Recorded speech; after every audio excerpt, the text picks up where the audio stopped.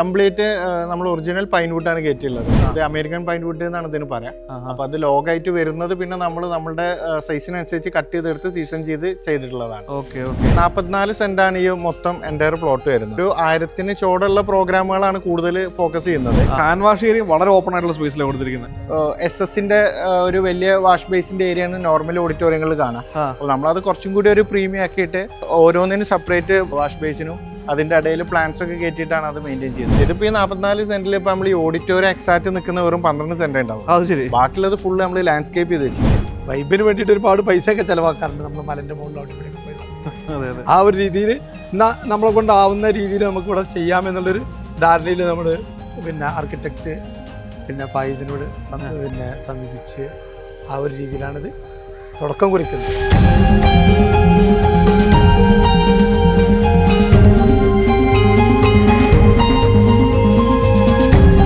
Safe ആയിട്ടുള്ള investment ആണ്. നമ്മൾ ഓൾമോസ്റ്റ് ഒരു 12ന്റെ മേലെ ഓഡിറ്റോറിയം പ്രൊജക്ടുകളിൽ എൻഗേജ്ഡ് ആയി. അപ്പൊ നമ്മൾ എല്ലാ സ്കെയിലുള്ള ഓഡിറ്റോറിയം ചെയ്തിട്ടുണ്ട്.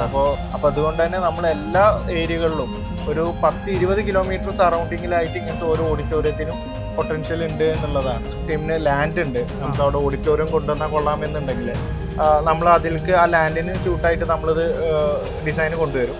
അതിനുശേഷം അതിലേക്ക് ഇൻവെസ്റ്റേഴ്സിനെ നമ്മൾ കൊണ്ടുവരും. ഇൻവെസ്റ്റേഴ്സ് ആണ് ഇതിന് റെഡി ആവുന്നതെങ്കിൽ നമുക്ക് ഓൾറെഡി അവൈലബിൾ ആയിട്ടുള്ള ലാൻഡുകൾ ഉണ്ടാവും. സച്ചിൻ, നമ്മൾ ഇന്നൊരു വീടല്ല ചെയ്യുന്നത്, ഇന്നൊരു കൺവെൻഷൻ സെന്റർ കാണാൻ വേണ്ടി വന്നിരിക്കുകയാണ്. അതെ, ഒരു സ്പെഷ്യൽ ആയിട്ട് ഡിസൈൻ ചെയ്ത് പണിതിരിക്കുന്ന ഒരു കൺവെൻഷൻ സെന്റർ ആണ് നമ്മൾ കാണാൻ പോകുന്നത്. സിമ്പിൾ ആണ് അല്ലേ?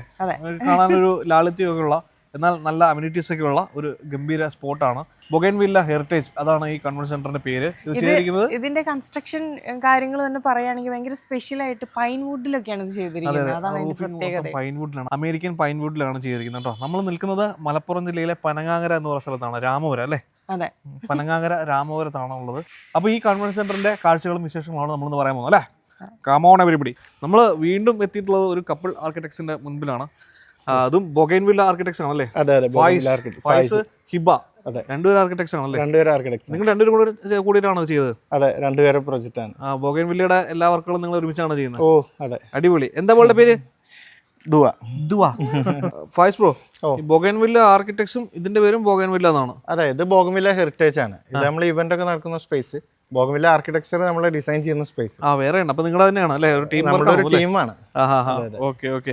ഇത് എത്ര സെന്റാണ്? 44 സെന്റാണ് വരുന്നത്. 44 സെന്റാണ് ഈ മൊത്തം എൻ്റയർ പ്ലോട്ട് വരുന്നത്. നമ്മളിവിടെ ഇപ്പൊ നമ്മളൊരു 1000 ചോടുള്ള പ്രോഗ്രാമുകളാണ് കൂടുതൽ ഫോക്കസ് ചെയ്യുന്നത്. നമ്മളിപ്പോ ലാസ്റ്റ് കഴിഞ്ഞ 2 പരിപാടിക്ക് 1800 ആളെ പരിപാടിയൊക്കെ ഇവിടെ നടക്കാറുണ്ട്. നമ്മളൊരു 1000 താഴെയുള്ള പ്രോഗ്രാമാണ് കൂടുതൽ ഫോക്കസ് ചെയ്യുന്നത്.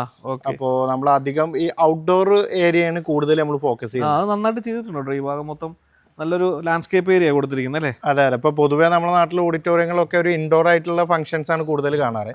അപ്പൊ അതിന്റെ അപ്പുറമായിട്ട് നമ്മൾ കൂടുതൽ ഔട്ട്ഡോറിൽ സെറ്റ് ചെയ്യുന്ന ഡെസ്റ്റിനേഷൻ വെഡിങ്സ്, അതല്ലെങ്കിൽ പാർട്ടികളാണെങ്കിലൊക്കെ പുറത്ത് വെച്ചിട്ടുള്ളത് കുറച്ച് ആംബിയൻസിൽ ചെയ്യാ എന്നുള്ള ഒരു കൂടുതൽ ആ ഒരു കോൺസെപ്റ്റ് ആണ് നമ്മൾ ഫോളോ ചെയ്തത്. ഈവനിങ് ഒക്കെ നല്ല രസമായിരിക്കും ലൈറ്റിംഗ്. അതെ, ഈവനിങ് നമ്മളുടെ ആ ഒരു ഹാങ്ങിങ് ആയിട്ടുള്ള വരുന്ന ലൈറ്റ്സും അതേപോലെ നമ്മൾ അതിന് ബാക്കി ഇവന്റ്സ് ഒക്കെ സെറ്റ് ചെയ്ത് വരുമ്പോൾ ഭയങ്കര ആംബിയൻസ് ആയിട്ട് നമുക്ക് കിട്ടാറുണ്ട്. ഓക്കെ. എന്നാലും സാധാരണ ഒരു കൺവെൻഷൻ സെന്റർ അല്ലെങ്കിൽ ഒരു ഓഡിറ്റോറിയം എന്ന് പറഞ്ഞിട്ടുണ്ടെങ്കിൽ അത്യാവശ്യം 1 ഏക്കർ 2 ഏക്കറെങ്കിലും വേണ്ടി വരും. ഇത് 44 സെന്റ് എന്ന് പറഞ്ഞാൽ ചെറിയൊരു പ്ലോട്ടോ അല്ലേ? അവിടെ ഇതിപ്പോ ഈ 44 സെന്റിൽ ഇപ്പൊ നമ്മൾ ഈ ഓഡിറ്റോറിയം എക്സാക്ട് നിൽക്കുന്ന വെറും 12 സെന്റ് ഉണ്ടാവും. അത് ശരി. ബാക്കിയുള്ളത് ഫുള്ള് നമ്മൾ ലാൻഡ്സ്കേപ്പ് ചെയ്ത് വെച്ചിരിക്കുകയാണ്. അപ്പോ നമ്മള് ആ ഒരു സ്പേസ് ശരിക്കും ആവശ്യമുള്ളൂ. അതായത് ഇപ്പോ ഞാൻ പറഞ്ഞല്ലോ 1800 ആള് പ്രോഗ്രാം ഇവിടെ നടക്കാറുണ്ട്. എന്നാൽ കൂടുതൽ നമ്മൾ ഫോക്കസ് ചെയ്യുന്ന ഒരു 1000 താഴെയുള്ള ഒരു 300, 500, 600 ആ റേഞ്ചിലുള്ള ഫംഗ്ഷൻസ് ആകുമ്പോൾ കുറച്ചുകൂടി ഭയങ്കര ആംബിയൻസ് ആയിട്ട് നമുക്ക് ഓവർ ക്രൗഡർ അല്ലാണ്ട് ചെയ്യാൻ പറ്റും, സമാധാനമായിട്ടല്ലേ? അപ്പൊ ഇതിന്റെ ഡിസൈൻ ഒക്കെ നിങ്ങൾ തന്നെയാണല്ലോ ചെയ്തത്? ശൈലിയൊക്കെ വളരെ വെറൈറ്റി ആയിട്ട്. ഇപ്പൊ മുകളിൽ റൂഫിംഗ് ഒക്കെ ആണെങ്കിൽ അമേരിക്കൻ പൈൻവുഡ് അല്ലേ? അതെ. കംപ്ലീറ്റ് നമ്മൾ ഒറിജിനൽ പൈൻവുഡ് ആണ് കയറ്റിയുള്ളത്. ഇത് അമേരിക്കൻ പൈൻവുഡ് എന്നാണ് ഇതിന് പറയാം. അപ്പൊ അത് ലോഗായിട്ട് വരുന്നത് പിന്നെ നമ്മൾ നമ്മുടെ സൈസിനനുസരിച്ച് കട്ട് ചെയ്തെടുത്ത് സീസൺ ചെയ്തിട്ടുള്ളതാണ്. ഓക്കെ. അപ്പൊ ഞാൻ ശ്രദ്ധിച്ചൊരു കാര്യം, ഇതിന്റെ കോണ്ടൂർ എന്ന് പറഞ്ഞിട്ടുണ്ടെങ്കിൽ ഒരു സ്ലോപ്പ് ആയിട്ട് പല തട്ടുകളൊക്കെ ആയിട്ടാണ് വന്നിരിക്കുന്നത്. അതെ. ഇപ്പൊ തന്നെ നമുക്ക് ഈ ഒരു ഭാഗം എന്ന് പറഞ്ഞാൽ 3-4 സ്റ്റെപ്പ് താഴെയൊക്കെയാണ്. അതെ. ഇതങ്ങനെയായിരുന്നു ഈ ഡിസൈൻ? നമ്മുടെ ഭൂമി നമ്മുടെ ഭൂമി അത്യാവശ്യം കുറച്ചൊരു സ്ലോപ്പ് ആയിട്ടാണ് കിടക്കുന്നത്. അപ്പൊ ബാക്കിൽ കുറച്ച് ഭാഗം റിട്ടേൺ ആയിട്ട് കെട്ടിയിട്ടുണ്ടായിരുന്നു. പക്ഷെ നമ്മൾ സാധാരണ ചെയ്യുന്ന പോലെ ഫുള്ള് ഒരേപോലെ ഫ്ലാറ്റ് ആക്കി എടുത്തില്ല. ആ മേലുള്ളത് ഒരു ലെയർ ആണ്, അതിന്റെ താഴെയുള്ളതാണ് ഈ ലെയർ വരുന്നത്. ഇതിന്റെ താഴെ നമ്മളൊരു 4 to 5 സ്റ്റെപ്പ് ഇറങ്ങിയിട്ടാണ് ഡൈനിങ് വരുന്നത്. അപ്പൊ അതിന്റെ ഒരു ബെനിഫിറ്റ്സ് എന്താണെന്ന് വെച്ചാൽ ഇപ്പൊ നമ്മൾ ഇവിടുന്ന് സ്റ്റെയർ കയറുമ്പോൾ തന്നെ നമുക്കറിയാം ഇത്രയും സ്റ്റെപ്പ് കുറച്ചിട്ട് ബാക്കി ഇനി മേലെ കയറണ്ടുള്ളൂ. അതെ അതെ ശരിയാ. അപ്പോൾ ആ ഒരു കുറച്ചും കൂടി ഒരു ഈസിനെസ് അതാണ്. മാത്രമല്ല നമുക്ക് ഈ ലാൻഡ്സ്കേപ്പ് അതേപോലെ തന്നെ കൂടുതൽ മണ്ണിട്ട് ഫില്ല് ചെയ്ത് റീടൈനിങ് പൊക്കണ്ടെന്നുള്ള ഒരു കൺസെപ്റ്റും കൂടിയാണ് നമ്മൾ അതിൽ നോക്കിയത്. Okay okay. ഇതാണ് ബോഗൻവില്ല ഹെറിറ്റേജിന്റെ ഡൈനിങ് ഏരിയ വരുന്നത്. ഡൈനിങ് ഏരിയ വരുന്നത് നല്ല ഓപ്പൺ സ്പേസ് ആയതുകൊണ്ട് നല്ല കാറ്റൊക്കെ രീതിയിലാണ്. ആ ഒരു കാറ്റ് കിട്ടാൻ വേണ്ടിയിട്ടാണ് നമ്മളത് കൂടുതൽ ഓപ്പൺ ആക്കിയത്. നമ്മളൊരു ആർട്ടിഫിഷ്യൽ ഒരു ഫാനിന്റെ ആയിട്ടും കൂടുതൽ നമുക്ക് കൂടുതൽ സമയം ഈ ഒരു എയർ സർക്കുലേഷൻ നമുക്ക് ഇവിടെ കിട്ടുന്നുണ്ട്. അത് വലിയൊരു പോസിറ്റീവ് സംഭവമാണ് അല്ലേ? ഓ അതെ തീർച്ചയായിട്ടും. നമ്മൾ ഇതിന്റെ ഉള്ളിൽ ഒരു എപ്പോഴും ഡൈനിങ് ഹാൾ ഒരു മൂടി പിടിച്ചിങ്ങാണ്ടുള്ള ഒരു സംഭവത്തിൽ നിന്ന് ഒരു ചേഞ്ച് ആണ്. അതെ അതെ അതെ. മാത്രമല്ല ഈ ഡൈനിങ് ഏരിയ ഓവർ ഫുഡ് വരുമ്പോൾ സ്മെല്ല് കാര്യങ്ങളൊക്കെ അവോയ്ഡ് ചെയ്യാനൊക്കെ വല്ലാതെ ഉപകരിക്കുന്നുണ്ട് അല്ലേ? അതെ അതെ തീർച്ചയായിട്ടും. അത് മാത്രമല്ല നമ്മുടെ ഹാൻഡ് വാഷ് ഏരിയ വളരെ ഓപ്പൺ ആയിട്ടുള്ള സ്പേസിലാണ് കൊടുത്തിരിക്കുന്നത് ആ ഭാഗത്ത് അല്ലേ?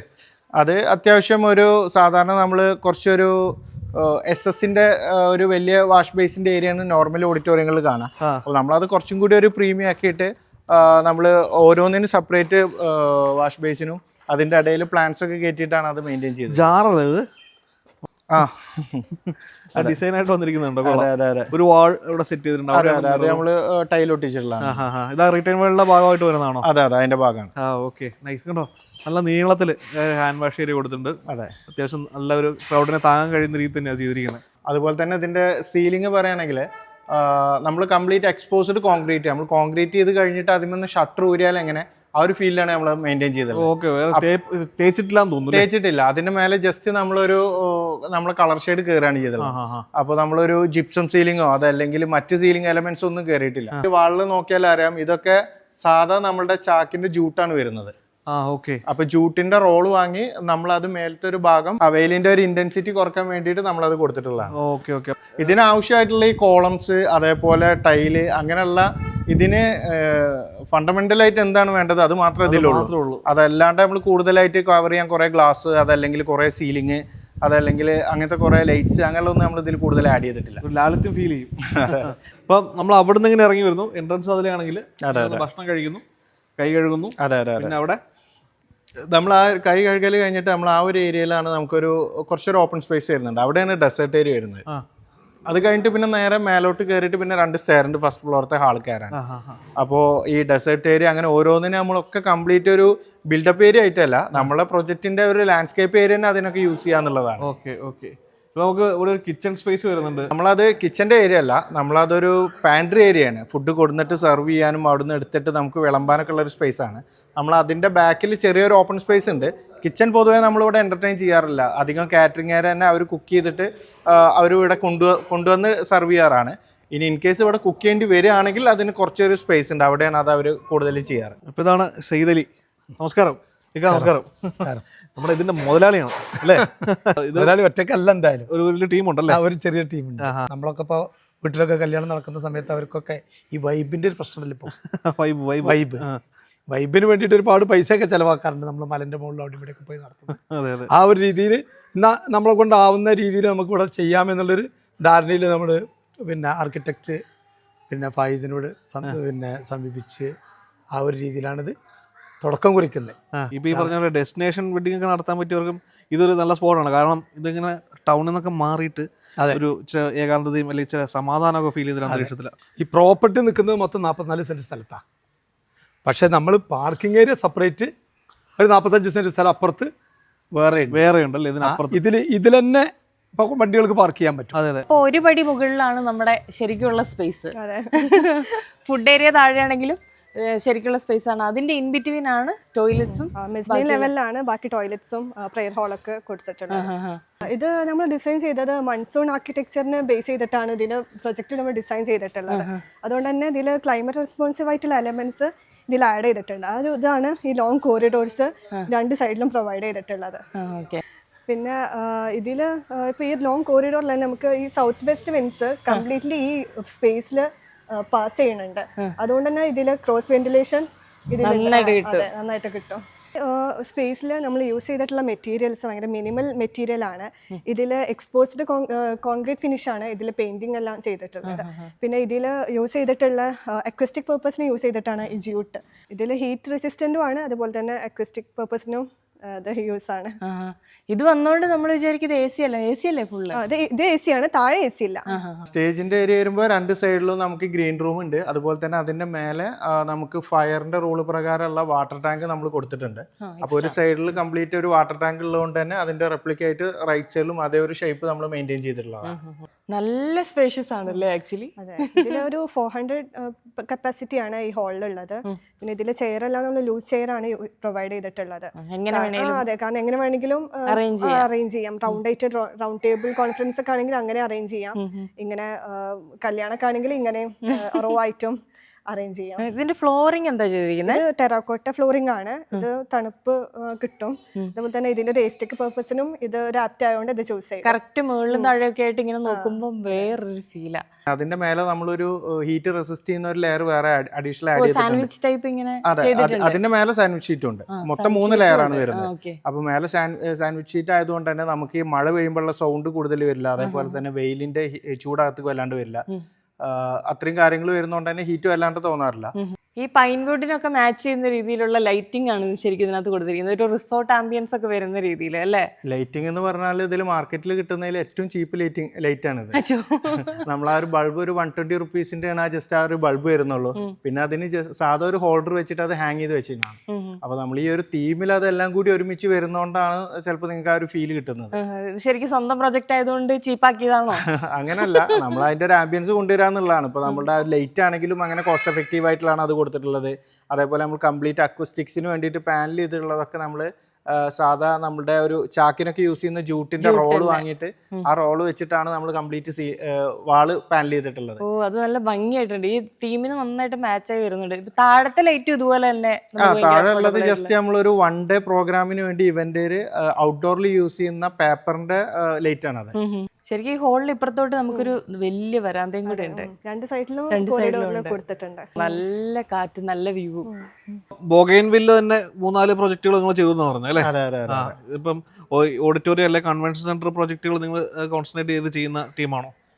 അതെ, നമ്മൾ ബോഗൻവില്ല ഓഡിറ്റോറിയം എന്നുള്ളത് ഇപ്പോൾ നമ്മളൊരു 3rd പ്രൊജക്റ്റ് ഇപ്പോൾ നടന്നുകൊണ്ടിരിക്കുന്നുണ്ട്. അതെങ്ങനെയാണ് നിങ്ങൾ അതിന് ഫ്രാഞ്ചൈസി ആയിട്ട് ചെയ്യണോ? അതെ, നമ്മൾ അതിനിപ്പോൾ നമ്മൾ എക്സ്പാൻഡ് ചെയ്യുന്നത് എങ്ങനെയാണെന്ന് വെച്ചാൽ ഇപ്പോൾ ഏതെങ്കിലും ഒരു ടീമിന് ലാൻഡ് ഉണ്ട്, നമുക്ക് അവിടെ ഓഡിറ്റോറിയം കൊണ്ടുവന്നാൽ കൊള്ളാമെന്നുണ്ടെങ്കിൽ നമ്മൾ അതിലേക്ക് ആ ലാൻഡിന് സ്യൂട്ടായിട്ട് നമ്മളിത് ഡിസൈൻ കൊണ്ടുവരും. അതിനുശേഷം അതിലേക്ക് ഇൻവെസ്റ്റേഴ്സിനെ നമ്മൾ കൊണ്ടുവരും. ഇൻവെസ്റ്റേഴ്സ് ആണ് ഇതിന് റെഡി ആവുന്നതെങ്കിൽ നമുക്ക് ഓൾറെഡി അവൈലബിൾ ആയിട്ടുള്ള ലാൻഡുകൾ ഉണ്ടാവും. അപ്പൊ ലാൻഡ് ആയിട്ടാണ് നമ്മളത് ചെയ്യുക. അതാണ് നമ്മുടെ എക്സ്പാൻഷൻ പദ്ധതിയായിട്ട് ചെയ്യുന്നത് അല്ലേ? അതെ അതെ, ഇപ്പൊ പല എൻക്വയറികളും വന്നുകൊണ്ടിരിക്കുന്നുണ്ട്, നമ്മൾ അതിന്റെ പ്രോസസ്സ് നടന്നുകൊണ്ടിരിക്കുന്നുണ്ട്. അപ്പോൾ ഇതിന്റെ ഒരു ഇൻവെസ്റ്റ്മെന്റ് മെത്തേഡ് എങ്ങനെയാന്ന് ചോദിച്ചാൽ, ഇപ്പൊ സാധാരണ നമ്മുടെ നാട്ടില് നമ്മളൊരു പ്രോപ്പർട്ടി അസറ്റ് ആയിട്ട് നമ്മൾ ഇൻവെസ്റ്റ് ചെയ്യുകയാണെങ്കിൽ നമ്മളിപ്പോൾ ക്വാർട്ടേഴ്സോ അതല്ലെങ്കിൽ കൊമേഴ്ഷ്യൽ ബിൽഡിംഗ് ഒക്കെ ആണെങ്കിൽ അതിനാട്ടിക്കൊക്കെ ROI കുറച്ചും കൂടി കൂടുതലാണ് ഓഡിറ്റോറിയം. സാധാരണ നമ്മുടെ നാട്ടിൽ ക്വാർട്ടേഴ്സ് പോലുള്ള പ്രൊജക്റ്റുകൾക്ക് ഇൻവെസ്റ്റ് ചെയ്യുമ്പോൾ ഒരു 2 to 2.5% ഒക്കെയാണ് ആനുവലി റിട്ടേൺ കിട്ടാറ്. അതുപോലെ തന്നെ കൊമേഴ്ഷ്യൽ ബിൽഡിങ്ങുകളൊക്കെ ആണെങ്കിൽ ഒരു 3 to മാക്സിമം ഒരു 4% വരെയൊക്കെയാണ് നമ്മൾ ഇൻവെസ്റ്റ് ചെയ്ത ഒരു എമൗണ്ടിൻ്റെ റിട്ടേൺ ആനുവലി നമുക്ക് എക്സ്പെക്ട് ചെയ്യുക. എന്നാൽ ഓഡിറ്റോറിയം അതിൻ്റെ ആട്ടിയും കുറച്ചും കൂടിയും മേലെയാണെന്നുള്ളതാണ്. മാത്രമല്ല കുറച്ചും കൂടി ഒരു സേഫ് ഇൻവെസ്റ്റ്മെൻ്റ് ആണ്. ഇപ്പോൾ നമ്മൾ സാധാരണ ഒരു ബിസിനസ്സിലോ അങ്ങനെയുള്ള ഇൻവെസ്റ്റ് ചെയ്യുമ്പോൾ ചിലപ്പോൾ നമ്മൾ ആ ഒരു അതൊന്ന് ഫ്ലോപ്പ് ആയാൽ ചിലപ്പോൾ നമ്മൾ ആ ഒരു ഫണ്ടിനെ കംപ്ലീറ്റ് നമുക്ക് ഇല്ലാണ്ടാവും. നേരെ മറിച്ച് നമ്മളിങ്ങനെ ഒരു പ്രോപ്പർട്ടി ആയിട്ടുള്ള ഒരു പ്രൊജക്റ്റുകൾക്ക് ഇൻവെസ്റ്റ് ചെയ്യുമ്പോൾ എന്താ വെച്ചാൽ നമ്മൾ ആ ഒരു ലാൻഡിൽ കൂടി അവരുടെ ആ ഒരു ലാൻഡിൽ കൂടി രജിസ്ട്രേഷൻ കൂടി അവർ ഭാഗമാവുകയാണ്. അപ്പോൾ നമ്മളൊരു പ്രൊജക്റ്റ് ഒരു 4-5 പേര് കൂടിയിട്ടാണ് ഒരു പ്രൊജക്റ്റ് ചെയ്യുന്നതെങ്കിൽ അതിൻ്റെ ലാൻഡിലും പ്രൊജക്റ്റിലും ഒക്കെ എല്ലാവർക്കും ഈക്വൽ ഷെയർ ആയിട്ടാണ് വരുന്നത്. അപ്പോൾ അതുകൊണ്ട് തന്നെ കുറച്ചും കൂടി സേഫാണ് മറ്റു കൊമേഴ്ഷ്യൽ ബിൽഡിങ്ങുകൾക്കും അതല്ലെങ്കിൽ ക്വാർട്ടേഴ്സ് പോലുള്ളതൊക്കെ ഇൻവെസ്റ്റ് ചെയ്യുന്നതായിട്ടും കൂടുതൽ റിട്ടേണും കിട്ടും. റണ്ണിങ്ങും നമുക്ക് ജസ്റ്റ് ഒരു മാനേജർ വെച്ചിട്ടുണ്ടെങ്കിൽ നമുക്ക് പ്രോപ്പറായിട്ട് മോണിറ്റർ ചെയ്യുകയാണെങ്കിൽ ഈസി ആയിട്ട് കൊണ്ടുപോകുന്നതാണ്. നമ്മൾ കൊമേഴ്ഷ്യൽ ബിൽഡിംഗ് ആണെങ്കിലോ അതല്ലെങ്കിൽ നമ്മളുടെ ക്വാർട്ടേഴ്സ് ആണെങ്കിലും ഒക്കെ ഒരു ടീം പോയിട്ടുണ്ടെങ്കിൽ വേറൊരു റൂം ചിലപ്പോൾ കുറേ വേക്കൻ്റ് ആവും, അല്ലെങ്കിൽ ഒരു ടീം പോയാൽ മറ്റേ ടീമിന് കുറേ മെയിൻ്റെനൻസ് നമ്മൾ ചെയ്ത് കൊടുക്കേണ്ടി വരും.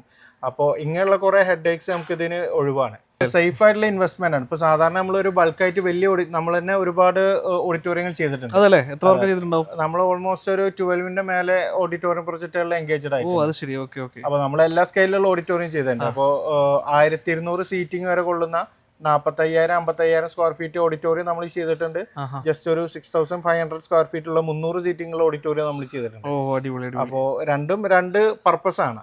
അപ്പോൾ നമ്മൾ ഈ ഒരു ബോഗൻവില്ല ഹെറിറ്റേജ് എന്നുള്ളത് നമ്മളുടെ തന്നെ ആയിട്ടുള്ള ഈ ഒരു പ്രൊജക്റ്റ് നമ്മൾ ഉദ്ദേശിക്കുന്നത് കൂടുതലും ഈ എല്ലാവിധ സെലിബ്രേഷനും കൂടുതൽ സെലിബ്രേറ്റ് ചെയ്യാന്നുള്ള രീതിയിലാണ്. അപ്പോൾ അതുകൊണ്ട് തന്നെ നമ്മൾ എല്ലാ ഏരിയകളിലും ഒരു 10-20 കിലോമീറ്റർ സറൗണ്ടിങ്ങിലായിട്ട് ഇങ്ങനത്തെ ഓരോ ഓഡിറ്റോറിയത്തിനും പൊട്ടൻഷ്യൽ ഉണ്ട് എന്നുള്ളതാണ്. നിങ്ങൾ എക്സ്പാൻഷന്റെ ഭാഗമായിട്ട് ഉദ്ദേശിക്കുമ്പം എത്ര സെന്റ് സ്ഥലമാണ് ആവശ്യം വരിക? നമുക്കൊരു 80 സെന്റ് സ്ഥലമൊക്കെ ആണ് ഇതിനൊരു പക്കയായിട്ട് വേണ്ടതുള്ളൂ. അതിൽ 80 സെന്റ് സ്ഥലം.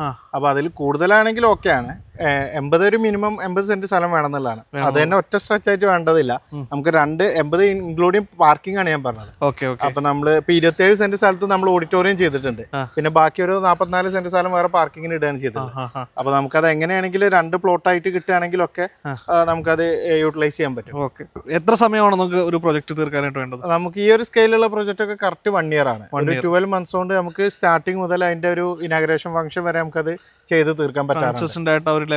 അതെ അതെ, ആ ഒരു ഫ്ലോയില് നമ്മൾ ഇത് ഒരു വർക്ക് ചെയ്യുമ്പോൾ തന്നെ ചിലപ്പോൾ അതിന്റെ മുന്നത്തെ വർക്കിന് നമുക്ക് കൊട്ടേഷൻ എടുക്കലും അത് കഴിഞ്ഞ ഇമ്മീഡിയറ്റ് ആയിട്ട് അടുത്ത വർക്ക് ഹാൻഡ് ഓവർ കൊടുക്കുന്ന രീതിയിലൊക്കെ നമുക്ക് പറ്റാറുണ്ട്.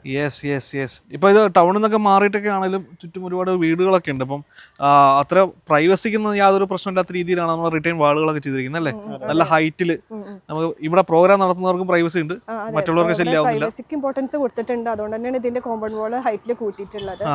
ലാൻഡ്സ്കേപ്പിന്റെ ഭാഗമായിട്ടും ഇതില് നമ്മൾ ചെയ്തിട്ടുണ്ട് പ്രൈവസിക്ക് വേണ്ടിയിട്ട്. ഓക്കെ. യെസ്, അപ്പോൾ നമ്മൾ പറഞ്ഞ നിക്ഷേപ പദ്ധതി മറക്കണ്ട. ബൊഗൈൻവില്ല ആർക്കിടെക്ട്സ്, ബൊഗൈൻവില്ല അല്ലെങ്കിൽ ഓഡിറ്റോറിയം ഹെറിറ്റേജ് എക്സ്പാൻഷന്റെ ഭാഗമായിട്ടുള്ള ചെറിയ പദ്ധതി നമ്മൾ പറഞ്ഞിരുന്നു. അപ്പോൾ താല്പര്യമുള്ളവർ കോൺടാക്ട് ചെയ്യാനുണ്ട്. നമ്പർ നമ്മൾ താഴെ കൊടുക്കുന്നുണ്ട്. ഒപ്പം നമ്മുടെ ബൊഗൈൻവില്ല ആർക്കിടെക്ട്സിന്റെ സ്ഥാപനം എവിടെ വരുന്നത്? പെരിന്തൽമണ്ണയാണ് ഓഫീസ് വരുന്നത് അല്ലേ? നിങ്ങൾ ഓൾ കേരള വർക്ക് ചെയ്യുന്നുണ്ടോ? ഓൾ കേരള, അതേപോലെ തമിഴ്നാട്ടിലും കർണാടകയിലൊക്കെ വർക്ക് ചെയ്യുന്നുണ്ട്. ഓക്കെ. അപ്പം എന്തായാലും നല്ലൊരു എപ്പിസോഡായിരുന്നു. Thank you. നല്ല വർക്കാണ്, കിട്ടിലും വർക്ക് കേട്ടോ, പൊളി, അടിപൊളി. അപ്പോൾ പുതിയൊരു വീഡിയോ ആയിട്ട് നമ്മൾ വീണ്ടും വരാം. നമ്മുടെ ചാനൽ എന്തായാലും ഫോളോ ചെയ്യുക, കമന്റ് ചെയ്യുക, വീഡിയോസ് ഒക്കെ ഇഷ്ടപ്പെടുന്നു ഷെയർ ചെയ്യാം കേട്ടോ. അപ്പോൾ ടീം ബൊഗൈൻവില്ല ഒരു ബൈ പറഞ്ഞേ. ബൈ.